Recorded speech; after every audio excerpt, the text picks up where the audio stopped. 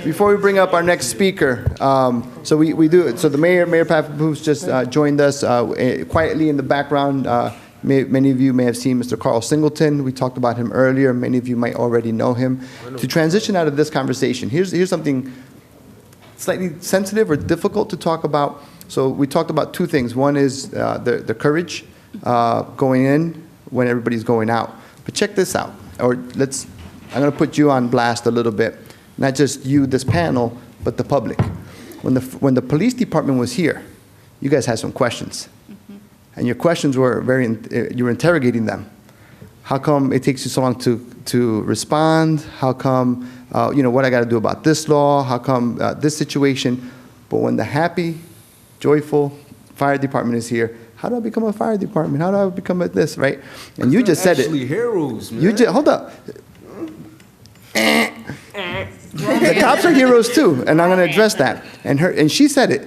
What do you tell your kid? What do they want to be? A firefighter. A firefighter. In this day and age, we're telling kids, you want to be a fireman. And it's easy, respectfully, to be a fireman because you come in and save the day.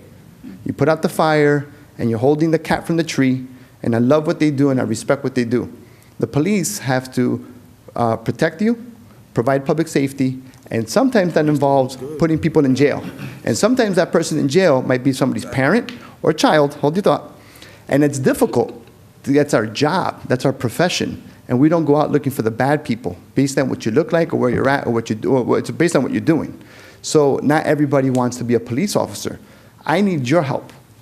Just like you need our help when you're getting robbed or you're having something going on at home, I need your help to get the word out because they are heroes. Because they don't just, the police are heroes because they have to protect us. And if you disagree with that, it might be a personal thing. So right now, and the question came up at the beginning with the chief, the question was, what are you doing to work with the community? They're here committed to speaking with you. That's how it starts. That's why we don't have a Ferguson or a Baltimore, and that's how we're trying to prevent it. Hold your, one second. So it's important to know that we're trying our best. And so, but I wanted to let you know that it is in the name of public safety of what we're doing. And it's hard. Nobody here has ever said, stay away from that fireman, don't talk to him. Go to Hall Manor and find out how many parents are saying, stay away from that cop. But Get away from that officer. Because of the actions of the cops these days that they do that. Yeah, that's why I wanted to. I'm not saying that isn't the reason, but I'm saying how hard is it to be a police officer when people are saying that we're not heroes? And they are heroes because y'all are heroes, man. I didn't say that, you know. Okay. You kind of did say that. Yeah, you kind of very much did. I love the police, man. But we're all adults here, and we're gonna and I don't want to take away from the mayor or from Mr. Singleton as well. There's a fine line and a big separation between fire and police. I can't tell you how many times I'm in the ride-alongs, and the woman is holding the baby, saying, "What do we tell the kids nowadays? Don't do that, or I'm gonna do what." Call the cops. That's not a good thing, people. I kind of do it. Yeah, and you kind of shouldn't do it, and that's not a good thing because you're telling them that the police are bad. And when you grow up with that, that's like telling people as a kid, don't talk to black people. What are they going to grow up with? Racism. Well, right now, we're hating on police. I need your help to not hate on police because they're out there doing their job, and their job is to protect you from the real knuckleheads. So, and we're going to get more into that. So I kind of went, I editorialized a little bit. I am going to bring up Mr. Carl Singleton, straight from Hall Manor, straight from Jersey, Brick City. And I mentioned earlier, so you all have the loudest, most powerful microphone. This gentleman here knows and has been in your shoes and knows what it's like coming up. And he's a senior advisor to the mayor, to this administration.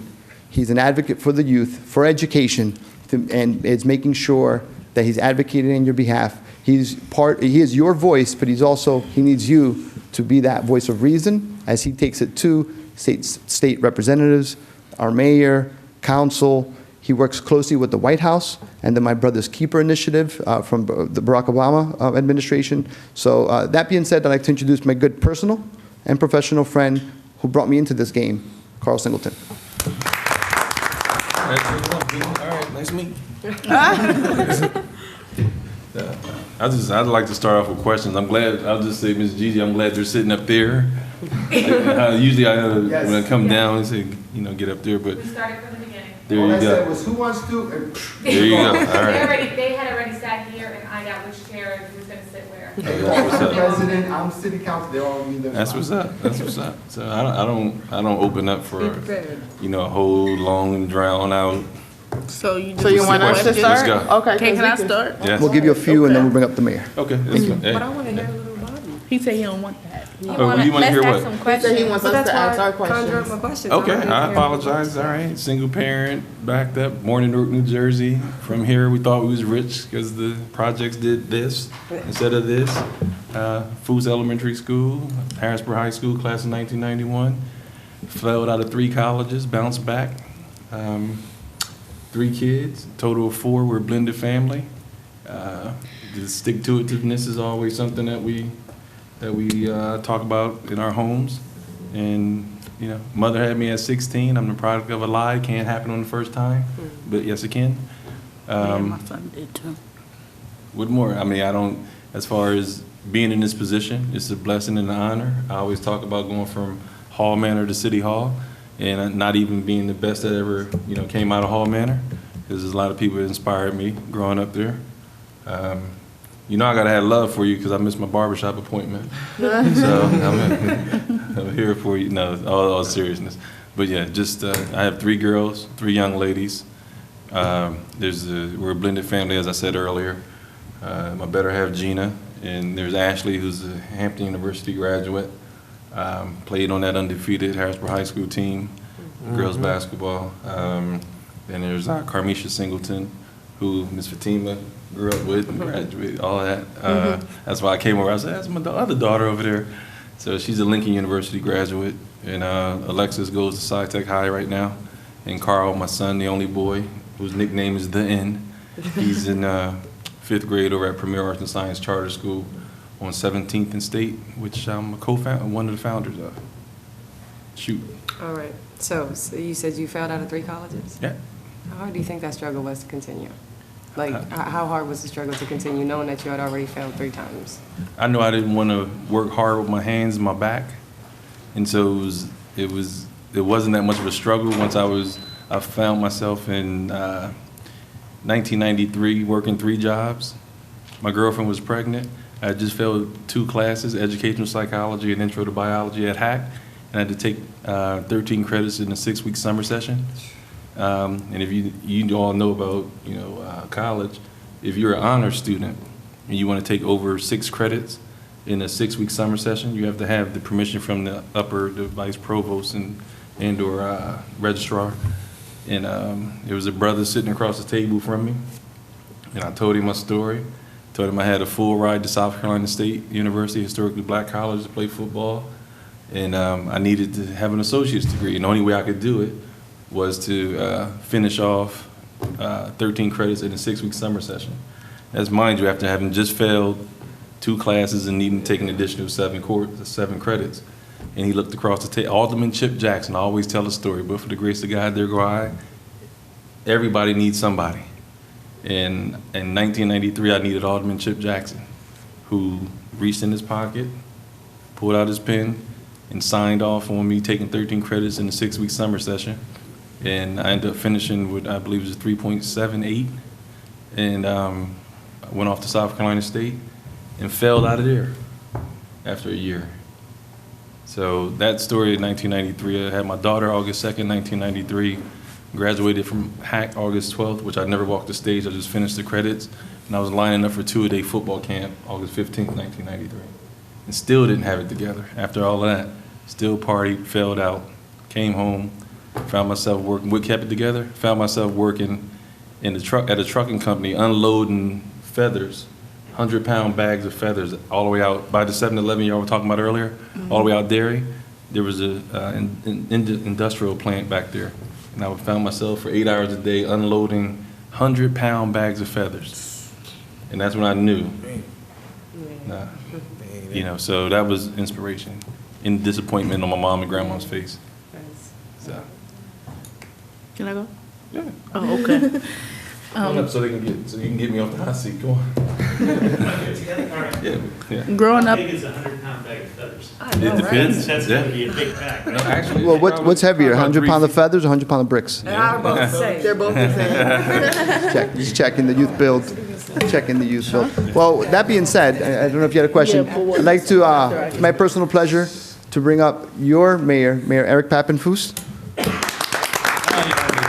I do like to say that beyond being a mayor, and I say it respectfully, and I've never said it in his presence, I don't know if mayor is the #1 credential that we give him or that I acknowledge him as.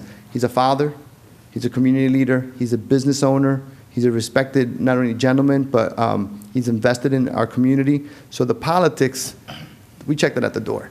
You know, that this isn't about politics. It is about having order and having an organized administration. And one thing that I learned about Mayor Pappenfuss when I interviewed for the position is that he is smart enough to know that he has smarter people around him. So other people, other organizations and CEOs, they like to be the smartest one in the room and say, you know, you're going to do this and you're going to do that. He said, I know somebody that can do this better than I can, engineering, and somebody that can do this better than I, public safety or law enforcement or fire department. So he has the courage to hire these types of people to make sure that not only he looks good, everybody looks good and the city looks good. So he is our catalyst for making sure that Harrisburg is sparkling, and he's the one that's getting us out of this because of his wit, because of his knowledge, because of his connection. So I'd like to give him a big round of applause for what he's doing. That's great. Thanks, Dave. I'd go with teacher first, actually, even ahead of Yes, he was a business teacher. owner. I taught in Central Dauphin for a little while, taught 7th and 8th grade. I taught college. I went to college and graduate school to be a teacher, and sort of went from there into business here, and then eventually into being a mayor. But I think it's all about teaching, or at least my life has all been about teaching, whether it's running a business, and it's about how can you make an impact in other people's lives for the positive benefit of the larger group. That's what happened in the classroom. That's what's happened. I've tried to have happen at my bookstore, and that's what we're trying to do here in the city. And Dave mentions you got to you have to recognize that you need a team around you before you're ever going to really be able to make an impact. You can't do it all yourself, and you need to try and harness the best qualities of all those people that you're with and maximize that for the sort of total good and the total change. And the city's in a moment now where financially the resources are really limited. We have less staff than we've ever had before, fewer police officers, fewer firefighters, fewer sanitation workers, fewer people out there to mow the lawns in the parks. And as a result, we've got to get even more out of everyone who works here. And that is one of the great challenges in life. How can you get the most out of the people that you come into contact with? So we're very, very fortunate to have Carl here in the office. He constantly helps keep me grounded and focused and aware at every conversation that we've got to make sure that we're looking out for everyone in the community, that everyone has a seat at the table, even if they're not there at the table during the conversation, and that's really, really important. But we'll take your questions together. You guys have lots of questions. Go for it. What's one of the major struggles you go through as mayor?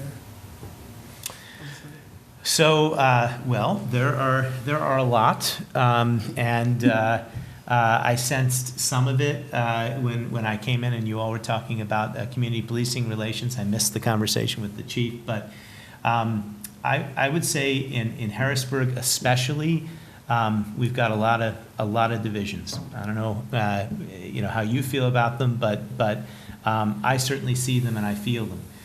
We've got sort of geographical divisions where we have wealth and poverty sort of concentrated in different parts of the city. We have racial divisions. We have ethnic divisions. We're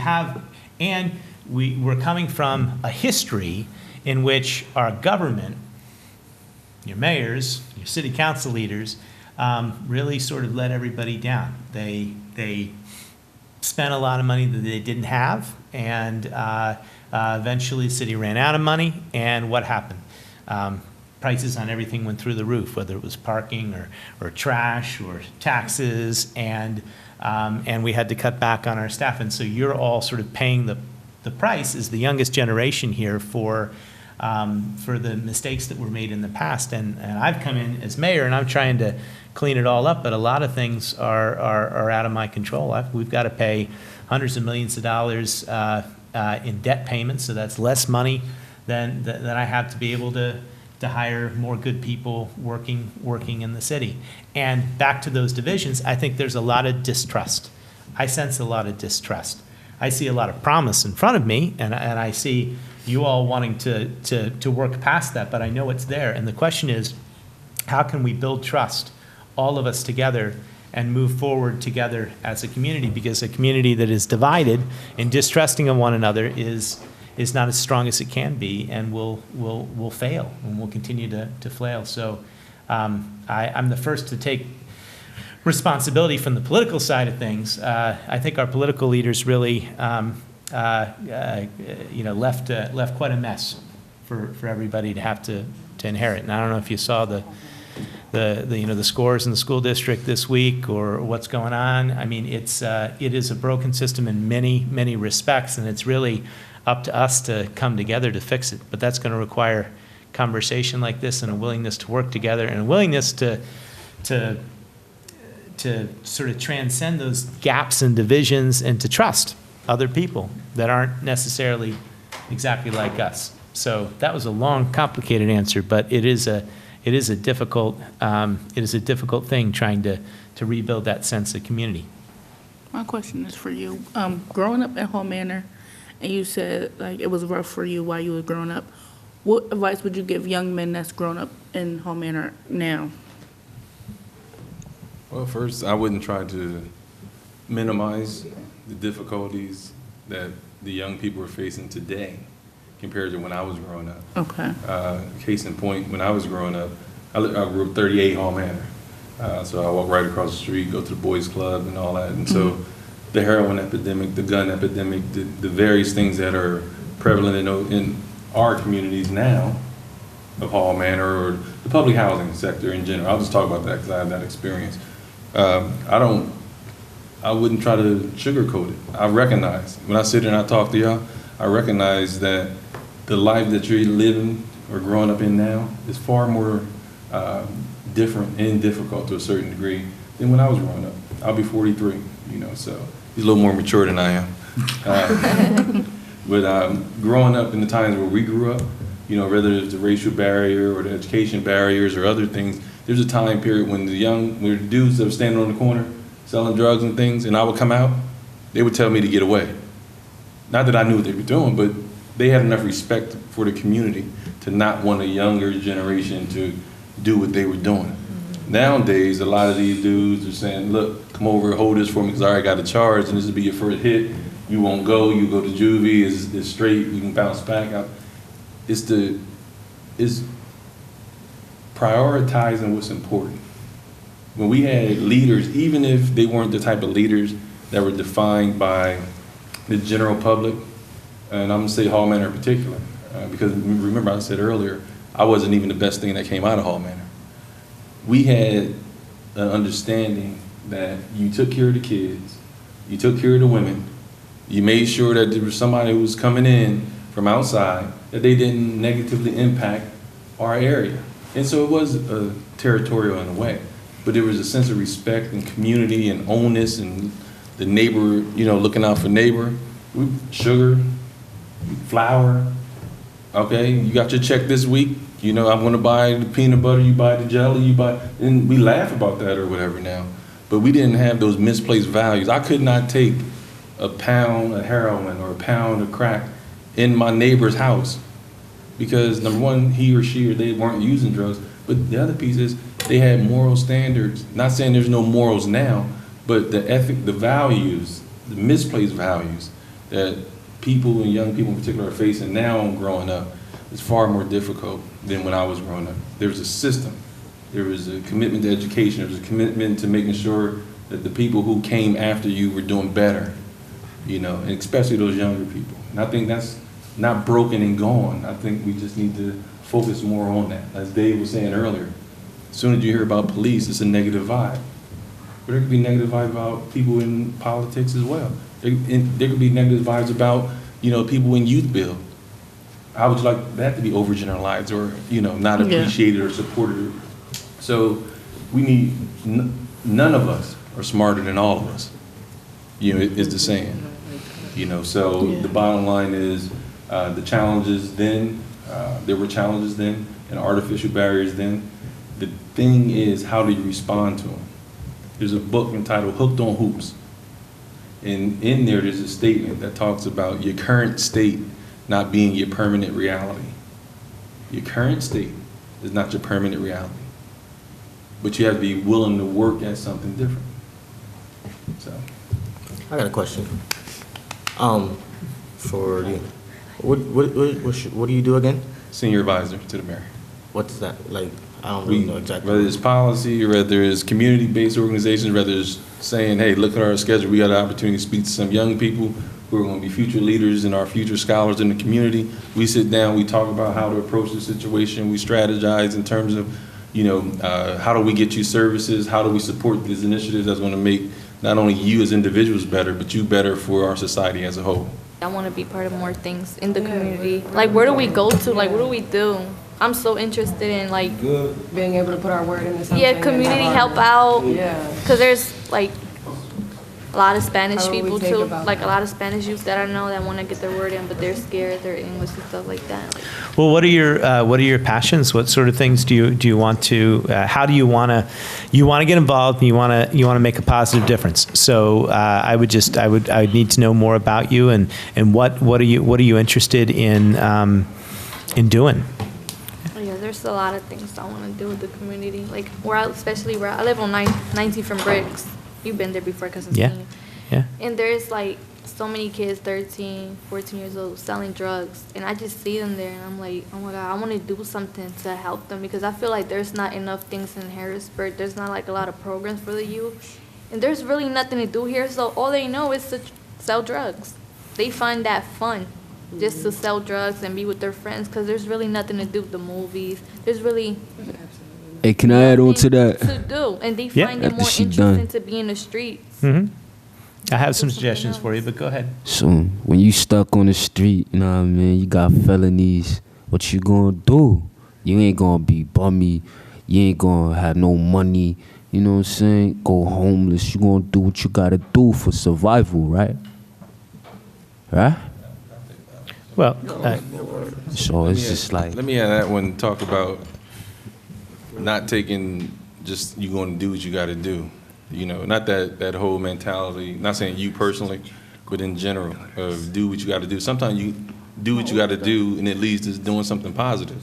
Like, sometimes you got to do what you got to do and work at McDonald's and not be able to buy the expensive things, or you got to do what you got to do and throw feathers, you know, off the back of a truck. Sometimes you got to do what you got to do and go to night class to get your GED. So it's not necessarily do what you got to do from a negative standpoint or a standpoint that's going to negatively impact the community. You got to do what you got to do to uplift self first. so how do I get a felony expunged? Not necessarily getting a felony expunged. It's about not letting your felony hold you back. How can it not So, hold me back? It can't hold you. Right now, we're working on through CRAM, Christian Recovery After Care Ministries, as well as the My Brother's Keeper initiative out of the White House that's talking about second chance opportunities. I got a call, and I won't call any names out today, but I'm going to be talking to one of you after this event, whether today or wherever, who was connected with Hinkles and McCoy. I know somebody right now needs a little bit of assistance. I don't know which one. I'm not going to call that out, but the bottom line is sometimes you got to do what you got to do, like reaching out to somebody who could reach out to somebody else to help you out. So that's what I'm saying about the positive, but not to belabor the point about having a felony. You know, that's a serious situation, but it shouldn't relegate you to second-class citizen status forever. So there's stopgaps, whether it's the mayor or other initiatives that are out here, so that people aren't just giving up on you, or there's youth build or other things that you just need to So what am I supposed to do until then? I would say not give up on yourself, not believe that felony defines you, and recognize that you can still achieve anything. There are many people that want to give you a second chance. You have to want that second chance for yourself. And that, I'd say that's what you got to do. You got to believe in yourself, and you got to believe that you can turn things around. I know that a lot of people have worked hard, not only on expungement, but on second chance opportunities and programs. Carlos mentioned a couple. The city is certainly open to giving people a second chance in hiring. And I think society in general is becoming more aware of that and aware of the importance in that. But the question is, are you? Do you think you're defined by that? Have you given up on yourself? I say don't, because that's what you got to do. You got to believe that you can turn it around. Can you answer my question? Yeah, and I would say if you have an interest in 12-year-olds or 13-year-old, 15, you might want to consider joining like Big Brothers Big Sisters, taking a moment to be a big sister and a mentor to. I actually take them to church. I Right. try, but I'm by myself. Like, what can I do? Right. There's like 10 of them. Like my neighbor, she has 10 if boys. you make a difference in one or two people's lives, you're making a difference, and that's why we all have to make a difference. You can't do it all yourself. We all have to do that. And like, all right, my neighbor, she has 10 kids, 10 boys. They're all criminals. They're all. 3 of them are doing life. The other ones are on probation. And like, there's the 3 smallest ones. They actually want to play football, but they don't have the money to buy the equipment. So since they feel like they was rejected because they didn't have the money, now they're in the corner selling drugs. But there's ways to, Go ahead. I can't. I was the first president for the Harrisburg Broncos when they first started and we had the thing in place where if the kids couldn't afford it, they may have to do the double sub sale, or whatever the case may be. You have to do the fundraisers and everything throughout the year. So there's also the ability, like you have Lawrence Ham, you got Danny Lansana and all them that's coming back. They'll donate. LaShawn McCoy, they donate to those organizations, and those are community leaders who've donated it to fill the gaps, if you will. You got the Camp Curtin YMCA. I was just at a meeting this morning with the United Methodist Center at 3rd and Kelker. They're looking for volunteer teen achievers programs and things. They have transportation as well. It is a cost associated with some of it, but I'm sure there are stopgap measures, or this is one of those things, again, we're talking about, it's not always what you know, but who you know and who can maybe reach out and support with you, not for you. Nobody's going to, you shouldn't expect anybody to do anything for you that what you can do for yourself, or with help. Because none of us, as I said earlier, are smarter than all of us, right? So with you reaching out to your neighbors, that needs to be recognized. That should not go unwarranted, but I'm willing to help. We're willing to help. That'll work, because they ask for my help, but I can't do nothing. I feed them, I give them advice, I take them to church, but when it comes to stuff like that, sometimes giving resources, sometimes telling them where they could call, but being willing to also accept that help. If I may, so in the interest of time, we're about to wrap up, so we have time for one more question. I'm going to give it to Madam President for that question, because I saw you write it down. And before you ask that question, we'll give enough time for them to answer, and then we'll have parting thoughts for Mr. Singleton and Mayor Papenfus, because I did promise them I'd get them back on their schedule, and I don't want to take away from our next speaker as well.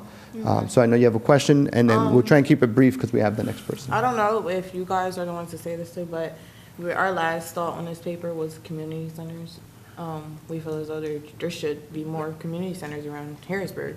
I mean, Boys and Girls Club is a very good program. Like, I'm not down in them, but what's not in the Boys and Girls Club can be put into another community center. Like, do you understand what I mean? Like, Boys and Girls Club have what? Like, there's a lot of things in there, but I mean, I just feel as though there's only one out the south and one on Berry Hill. What about the people uptown? there's the YMCA, but they don't really have a lot in there. There's not a lot of community centers in Harrisburg. So I think that's a good lead into the comprehensive plan. Yeah, yeah, so this may seem like a complicated answer, but the city is doing this thing that it does once in a generation, which is it gets people together and it solicits input on where we'd like to see the city go over the next 20 years. What things are we missing? What do we want to have more of? Do we need more parks? Do we need new community centers? Where should they go? And it's called a comprehensive plan, and then it's put together, and that becomes the sort of guiding document that everybody works towards. The planners and the mayor and the police and the other departments, they're all working towards that.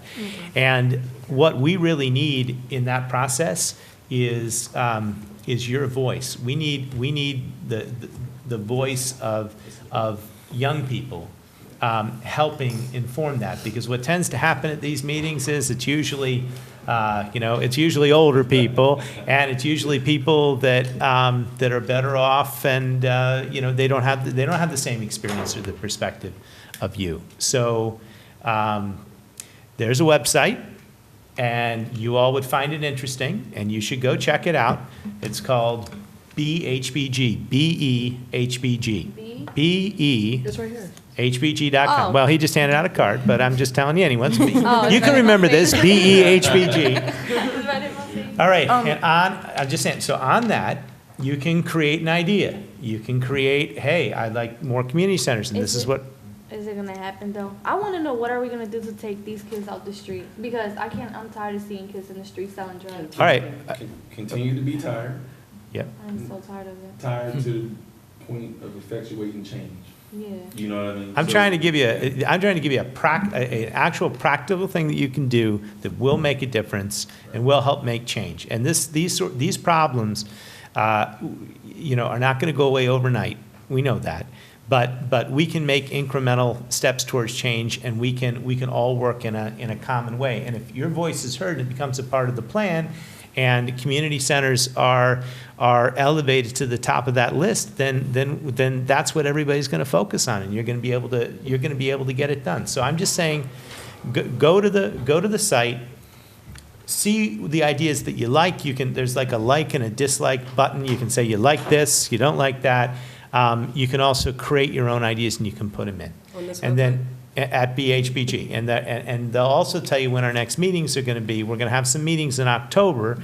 It is October already. Towards the end of October, like in about 3 weeks, there's going to be a series more public meetings, and we're going to be testing out different ideas, and it'd be great to get more people to come. Now, if you share the website and you get your friends and other people to log on and participate, I think that'll make a difference. Today's the introduction, it's not the closing. 9 long months ahead of you, and these are Yeah. going to be really good months, and which means this is the first time that you see us, but not necessarily the last. Goodness willing, Mr. Carl will be one of the speakers at your graduation. Goodness willing, because hopefully he's there and he's available, and goodness willing, you're there and graduating. The last group received proclamations from the mayor and the mayor's office. So what I'm saying is those questions, those ideas, this is just your way of getting to have a face-to-face so that when they see you, it's not for the first time. The information that they gave you for bhbg.com, there's the digital way. We have a box right here, so if you want to write it down anonymously, anonymously, Anonymously, you had it right. anonymously. Yeah. My English is not so good. I understand. And so there's that way. And then using the R word that we've been using all day, resources. Ms. Gigi, Mr. Stewart, that's one of your first resources. Before you leave, you'll have my personal contact information, and I will be I'm your conductor, your liaison to the mayor, to Mr. Singleton, to the chief, to the fire chief, the police chief, and to the next 2 gentlemen that are coming. I mean, you can get them directly too. So, but the idea is get you involved. And let me say, that's really pretty extraordinary. Dave is extremely well connected. He wants to help you. He knows how to help you, and he's connected to a lot of people that can help you. And he has my ear and my confidence and my support, Carl's as well. This is You're talking about doing what you need to do and not getting up. And you said, you have an opportunity here to do anything and to get a lot of support mustered from a lot of folks to help you do that. So take advantage of it. Take advantage of it. And, you know, we're just starting. Show of hands, has anybody here ever had the mayor in their kitchen or living room? Well, he was in my sister's living room. Okay. What happened? What was that about? Oh, remember when Oh, yeah. the church was this? Yeah. You remember that? I do remember. I do remember. I'm just saying, not everybody can say that. Yeah. Yeah. It's like one of those Jeopardy questions. It's Well, like, we're all here. Yeah. And I brought that up because Yeah. when I could be mistaken, but that to us, I mentioned it to them when we first started. There's no manual, there's no instruction book that says when a church collapses on a house, this is what you do. But it was a testimony and a perfect, real example of the mayor and his leadership saying, I need to bring in all these people, and we're going to show up at your house, and we're going to help to the best of our ability. And whatever we can't do, we're going to, reach out to those resources and try everything that we can, and staying in touch with them. So I'm, texting with Migdalia. And we are so thankful for that, for you guys Now, helping out. wasn't digging for the compliment, but I was saying like that just goes to show you that's real. And that happens No, that every single day, multiple times a day. But I think to me, that was our first real big emergency where things are happening and things happen all day and we got rocked and we're like, whoa, how do we answer this? And we, you guys through helped a lot. perseverance and patience and assistance, because he can't do it alone, I can't, he can't, we can't do it alone. And then working with people that want to be worked with, so that's a big thing. So thank you for the compliment, and we thank the mayor for his leadership and his dedication to what's going on. You had a quick comment or question? You had your hand up. So do you guys think it would be possible that we set up a meeting towards the end of the month to see our progression in the community and ourselves? Done. Yes. That's it. Yeah. I'll And do that- whatever Dave wants me to do. Yeah. He just has to And that ask, and note- I'll be there. And that- That'll be good. That'll be perfect. Yeah, this is real. It's real. And you know why? This isn't New York City. It's not Chicago, and it's not Philly. What I mean by that is we're small. We're going to run into each other. We're going to see each other at Walmart, Giant, Price Right, You guys shop. Church, the corners. We're going to see you, and you're going to see us. But if we never saw each other's faces, we'd be in our car, and you'd be walking right in front of us before you know it. We'll see you at Strawberry Square. And again, I'm hoping and praying to see you at your graduation. This town is small enough. And one thing I always tell people, this corner, famous little corner, and I'm going to just scoot over here, 2nd and Market. You can grab a county commissioner, just like that. You can reach over and grab your mayor. And if you want to take a 5-minute walk, who's down the block?